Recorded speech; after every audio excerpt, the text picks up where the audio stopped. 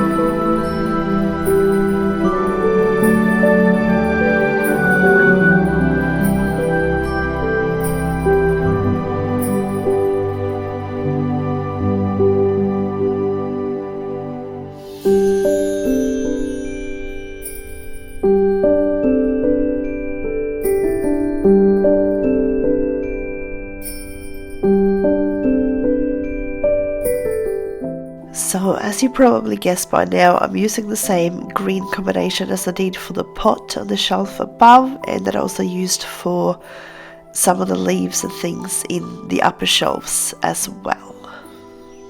Just because I do like things to be tied together, so that way I have certain little colour schemes that kind of bring the whole picture together at the end, if that makes sense.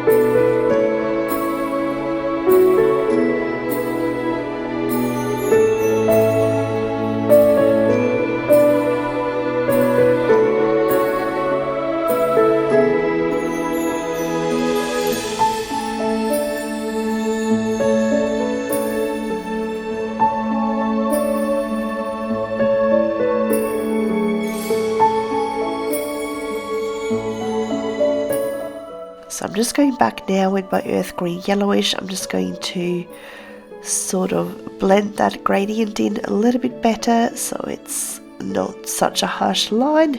Not that it's a very harsh line, but it can be even smoother, I think. So I'm just going in with that mid-tone and just blending it a bit nicer.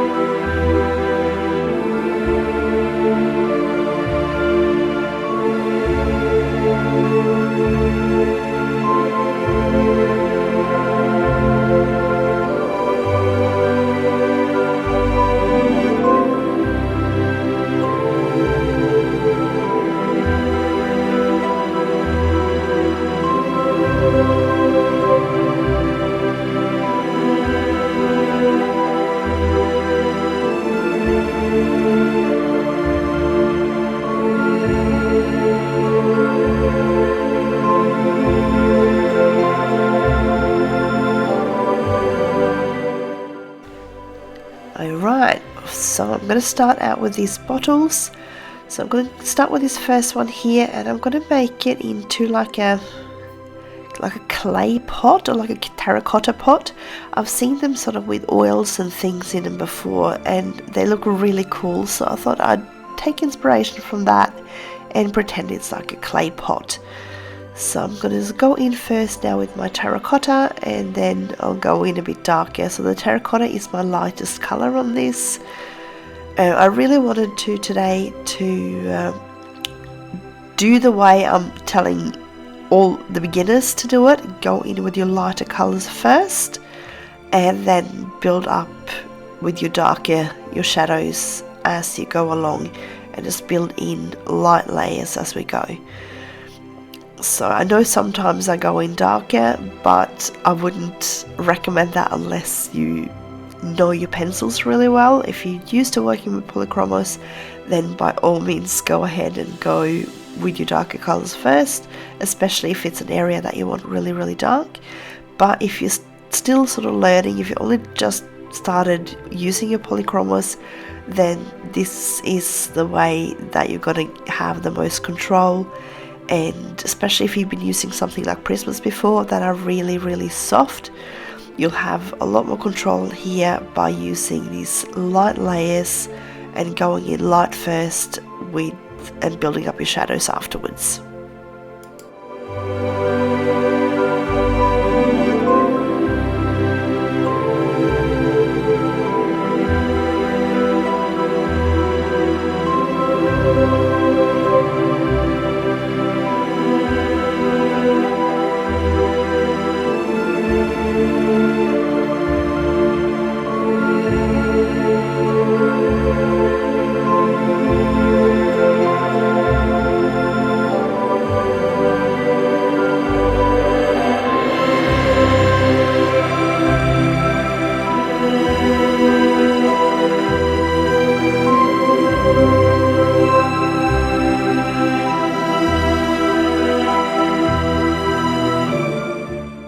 Now, I figure this is as good time as any to remind you that if you are enjoying these videos, please consider giving it a thumbs up. It really helps the channel and pushes these videos out to a much wider audience than I can do on my own, and I really, really appreciate your support.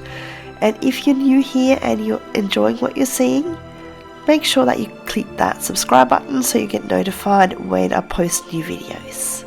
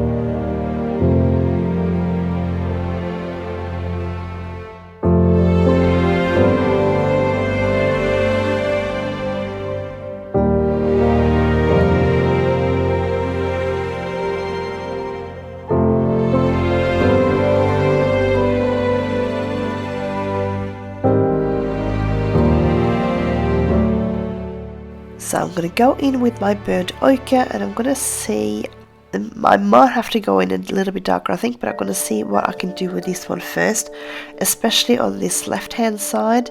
So as I've done with the other shelves above, I've had the light source come slightly from the left, so usually my highlight is not quite centered on each thing, it is sort of slightly to the left of center. So I'm going in a little bit lighter on this left hand side, and then I'll have the much darker shadows on the right hand.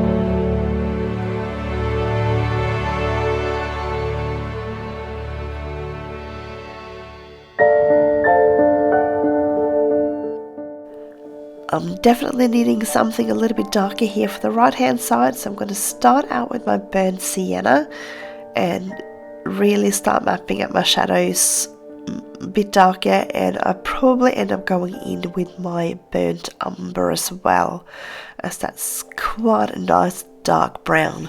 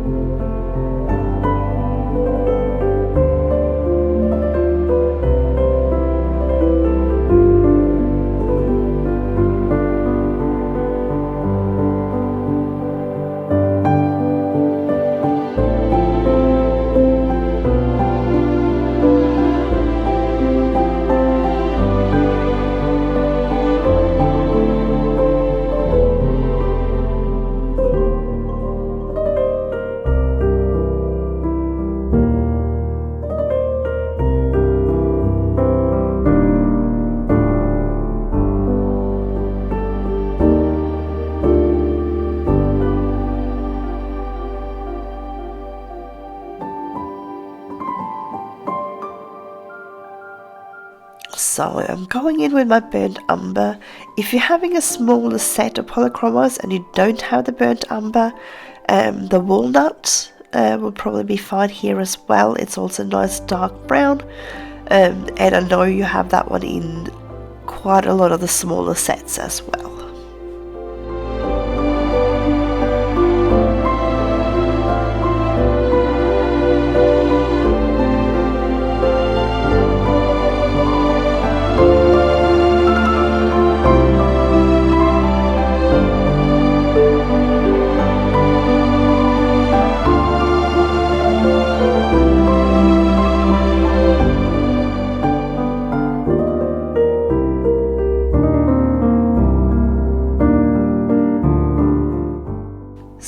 just going to go back in with my Sanguine here, and I'm just going to blend it in a little bit more towards the center, just so darken up that middle part a little bit more again, and just so we get a really nice contrast between the lights and the darks.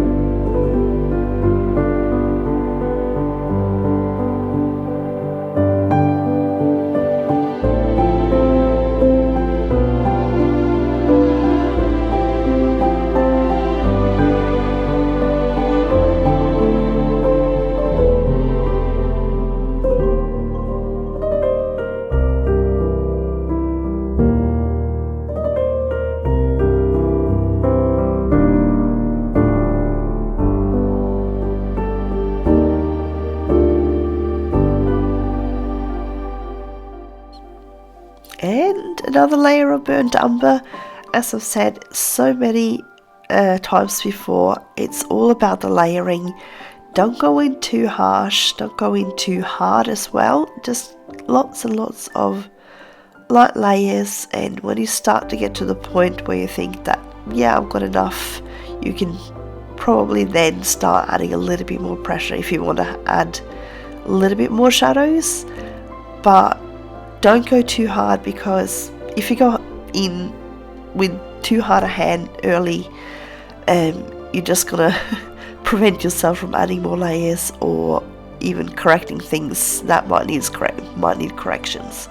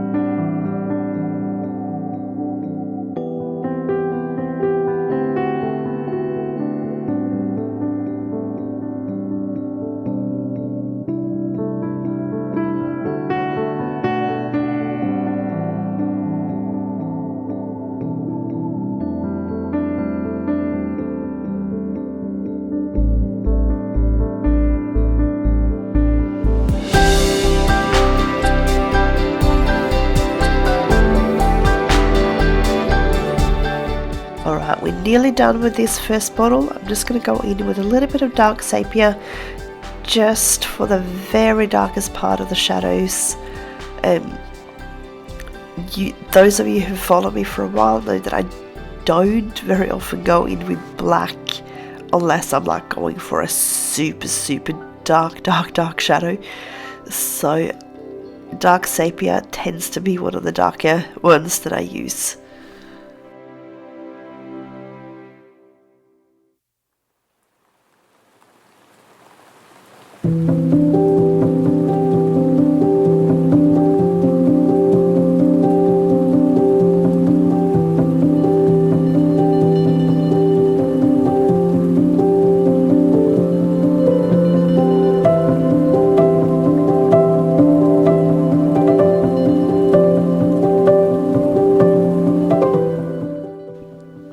Now this second bottle here, I want to have it in a green tone, but I want it really different from the background green that we've got.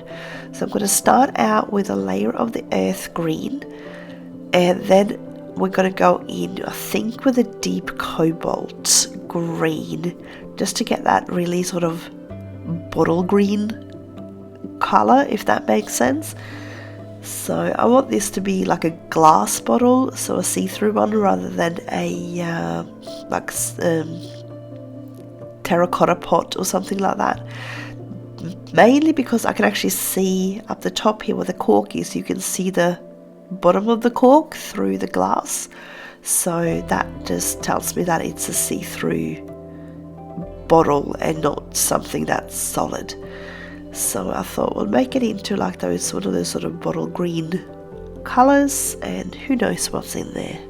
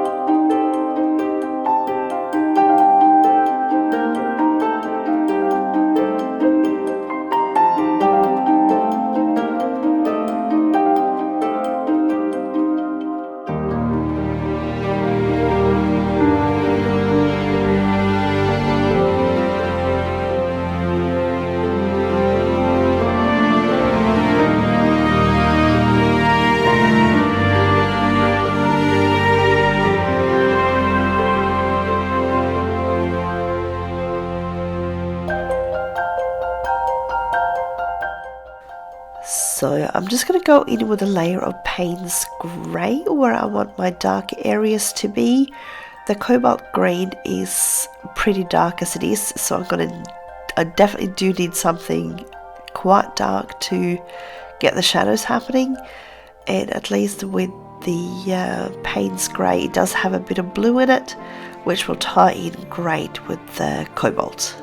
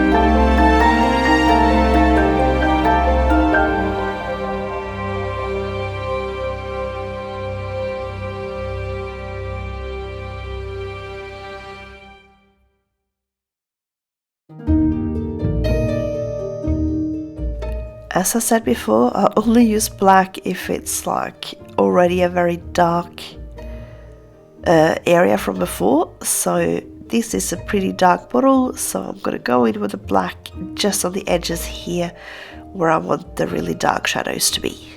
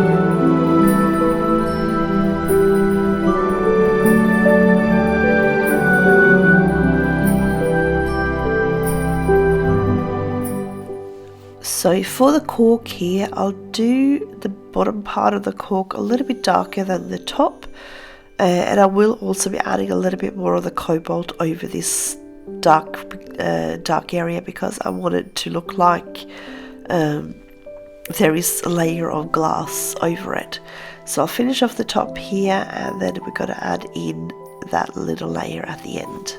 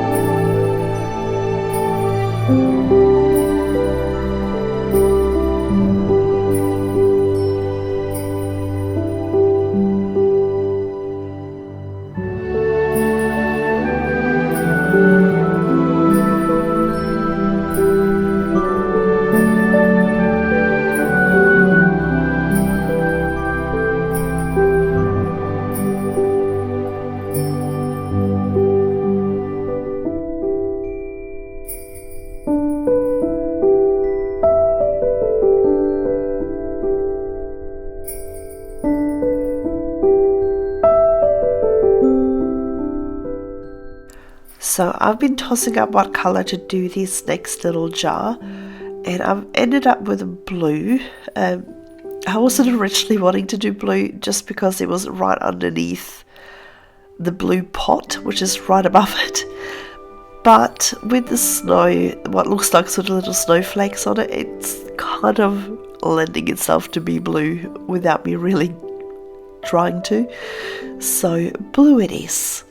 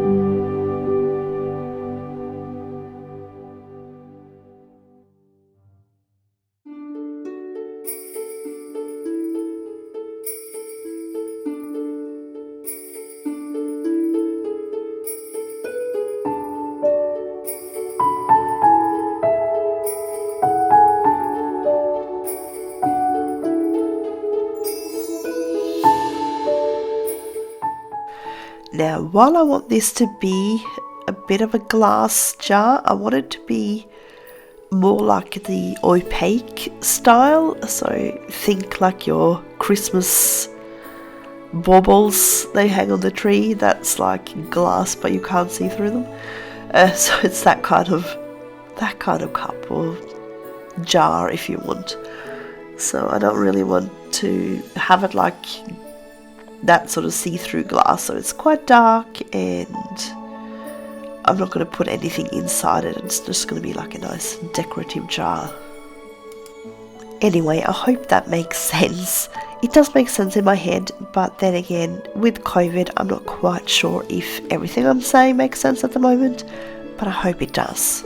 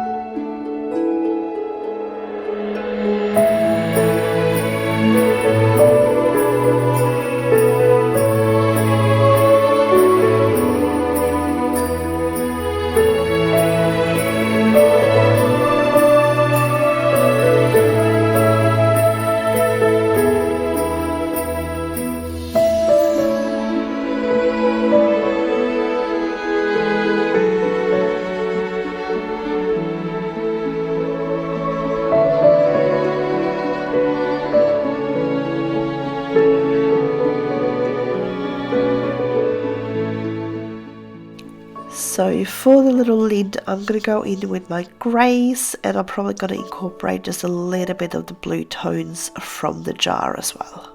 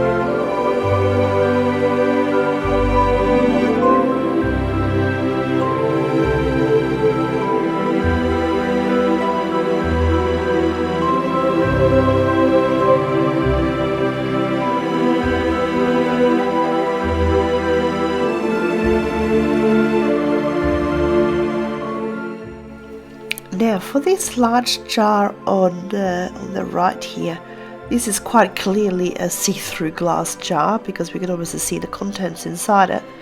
So I'm going to go in with one of the lighter warm greys, and one of the things we're going to need to do, being that it's a see-through jar, is that I'm going to need to make sure that we can see a little bit of that back wall through the glass. So I'm going to need to be able to add a little bit of that green tones to shine through, just to give that illusion of it being a see-through jar. I'm also trying to figure out what to do with these things that's inside it. At first I thought maybe there were sunflower seeds, but it just didn't seem... I'm just not sure if that looked overly nice to colour. There might still be sunflower seeds, but I've seen a few different people do this page and they've done them in like different colours, so I'm going to do them in just like a few of the different colours that we've already been using other places on the page, and just sort of tie that in with having these little trinkets or things or lollies or whatever they are in this jar.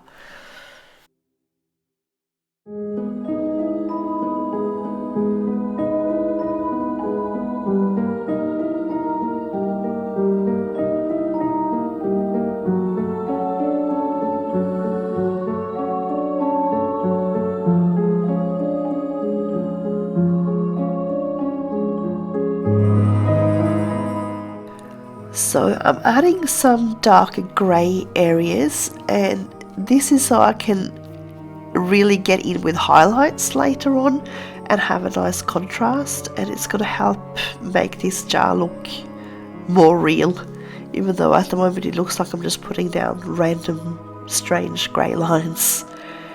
There is a method to the madness, I promise.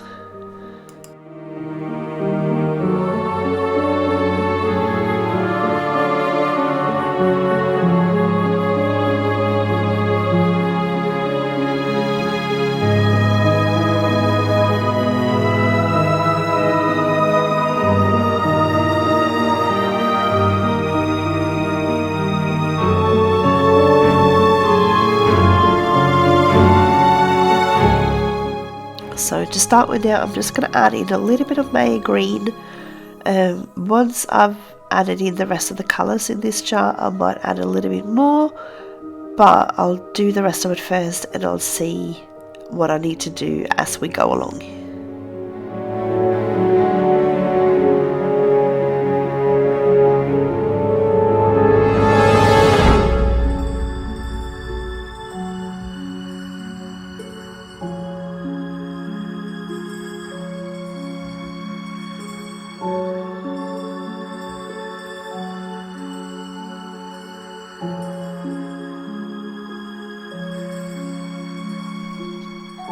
Now I'm going to go in with my Sakura Gelly-Roll 08 to start with. It's a little bit thicker than the fine 05 that I usually use. I just want this little corner here to be a little bit heavier on the white, kind of sort of blurred a little bit so that you can't quite see what's inside it, and then the rest of it I'll be using my 0.5. If you only have a 0.5, use that one. If you're using a Posca pen, that's fine. You just use the tip that you have, and you can just go a little bit heavier in that little corner there.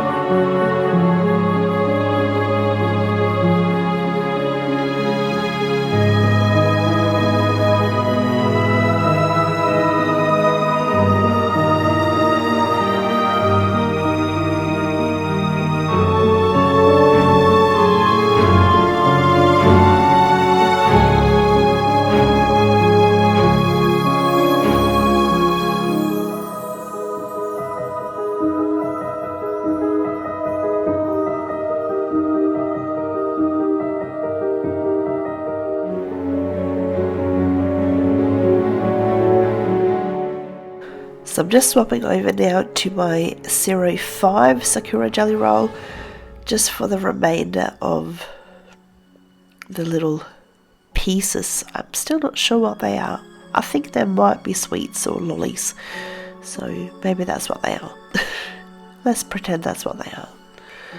So I just don't want those to be as invisible as the other ones, so as you can see, this 05 point is much finer. I'm not getting as much paint down on the paper as I did with the other ones, so you can still see the lines, they're just muted a little bit more.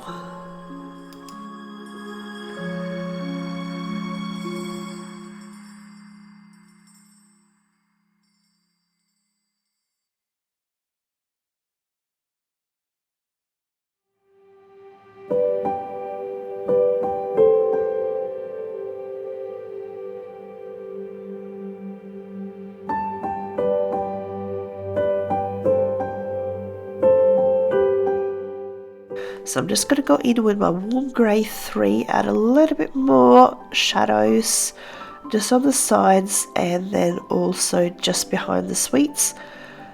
And I think I might add in a little bit more of the permanent green olive, just sort of where the darker areas where I'm putting in the shadows.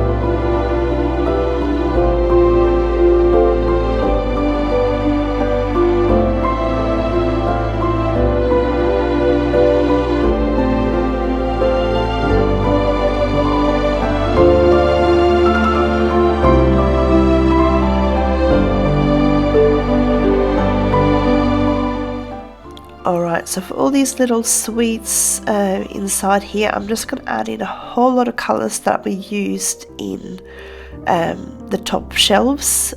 So I'm starting in with the violet. You don't necessarily have to do the exact same colours, just grab some nice bright ones that you like, just because these are only, tiny little areas, and I'll be using just a whole heap of different colours, just at random.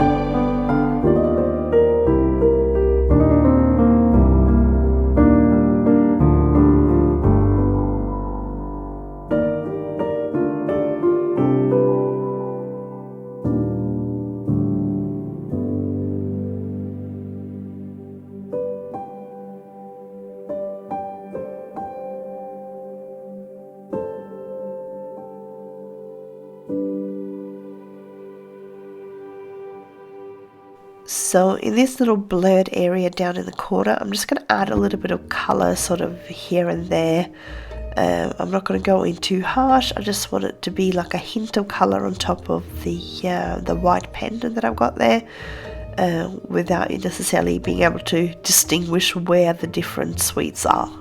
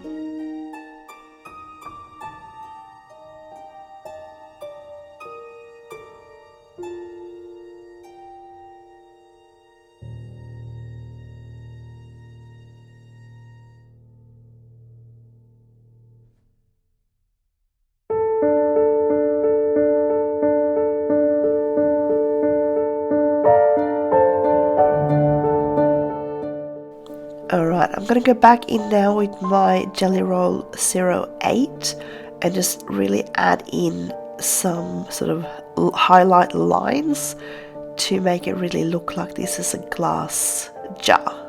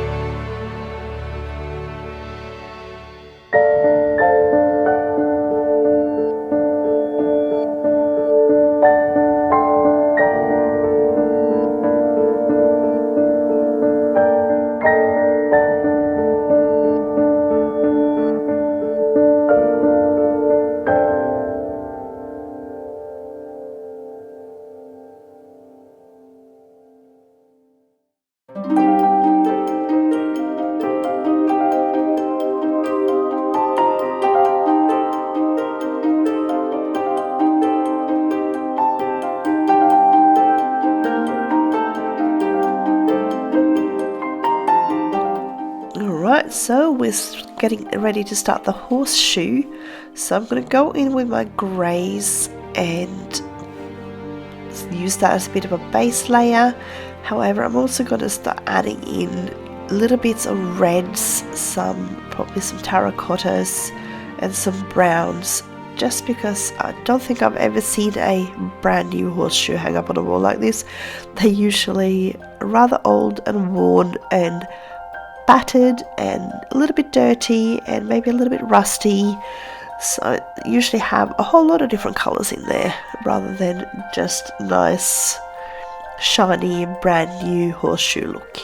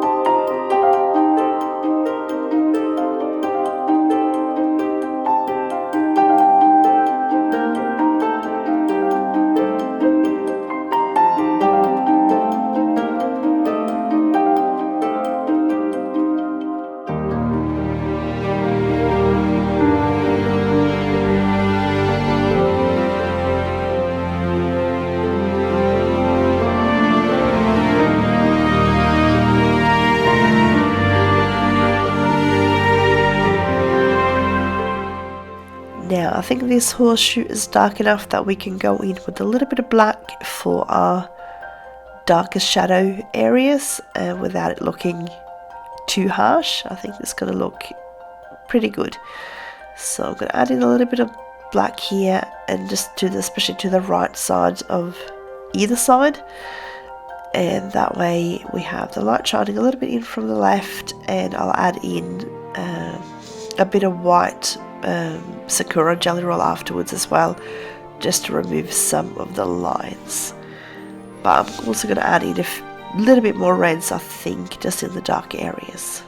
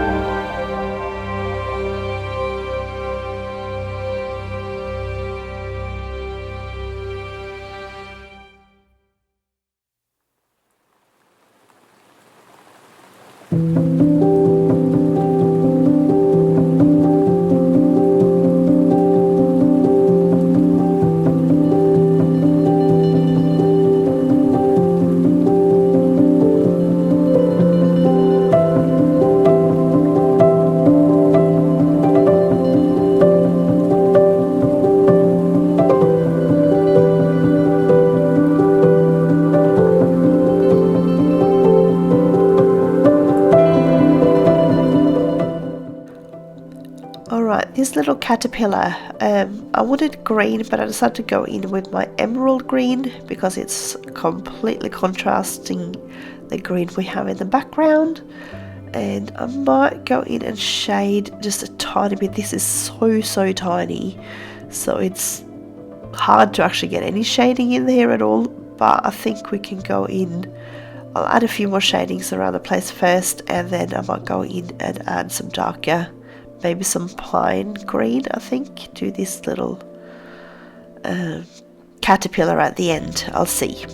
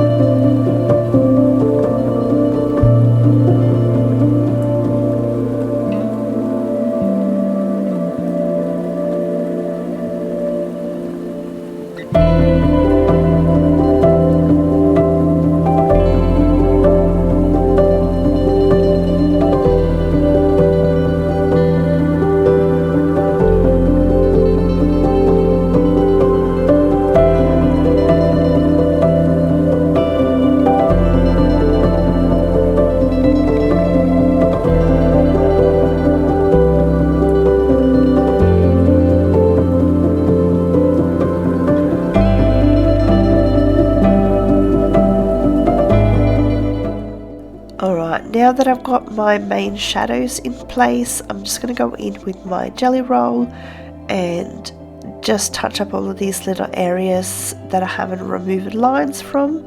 As usual, I'll do more of this on the left hand side where I have the highlights, and I'll leave the right hand side probably as it is, I think.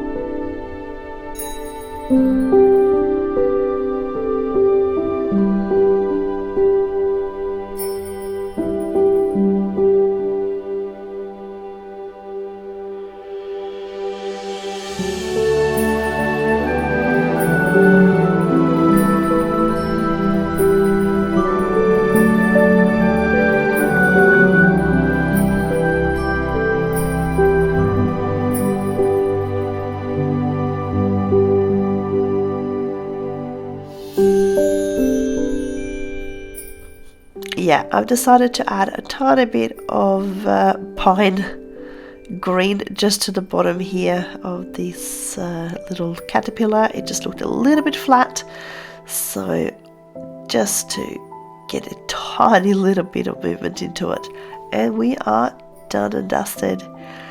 There you go. I hope you enjoyed following along with me today. I sure enjoyed having you here. I wish you all a colourful day, and I will see you again, hopefully without COVID, next time.